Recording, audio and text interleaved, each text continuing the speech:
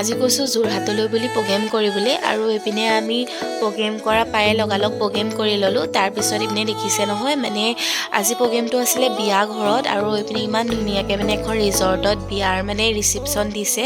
আৰু এইপিনে প্ৰগ্ৰেম কৰি হোৱাৰ পাছতে আমি আহিলোঁ খাবলৈ। এইপিনে ফুচকা ধোচা ম'ম' খাই ল'লোঁ আৰু এইবোৰ খাই হোৱাৰ পাছতে আমি আহিলোঁ ডিনাৰটো কৰিবলৈ। যিহেতু শিৱৰাত্ৰিও হয় সেইকাৰণে মই খাম নিৰামিষ, সেইকাৰণে একো মই মানে মাছ মাংস খোৱা নাই।